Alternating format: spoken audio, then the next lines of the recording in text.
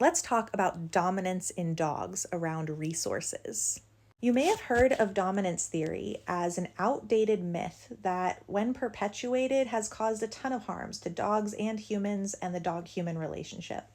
Dominance theory says that your dog is trying to be dominant over you, and that it is important that you, as the human, do not allow that by preventing things like allowing them to get on the furniture, sit in your lap, eat before you, or walk ahead of you on leash. And none of that is true. We do not have to worry about our dogs trying to be dominant over us. So, where do we talk about dominance and submission? It is around resources.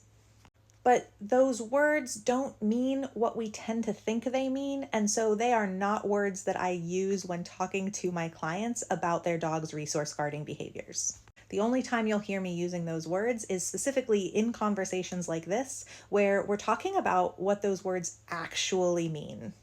We tend to understand dominance and submission as fixed personality traits, as if this is something genetic and unchanging. We say, my dog is dominant, my dog is submissive. But the truth is that these are very fluid, contextual labels.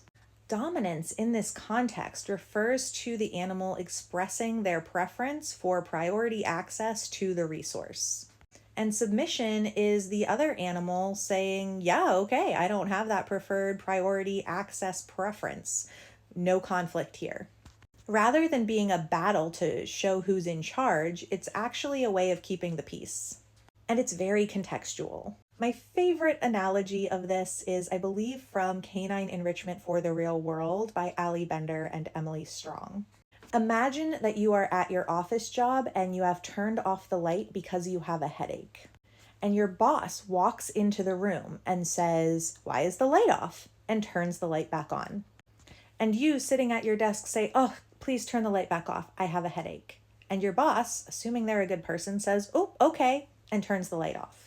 You, as the employee, are the dominant one in this scenario. You are the one who has control over the resource. And you can see that that runs completely counter to the professional hierarchy, right? Because it's your boss who has acquiesced the resource of the light. And you can see how in a different context with a different resource or in a different relationship, how that might shift. Problems arise when both beings care very much about the resource. That's where we tend to see problems. So the dog says, "I care very much about this toy." And the other dog says, "Well, I also care very much about this toy." So that's how to appropriately use those terms. Barring this type of conversation, it may be better to use other terms.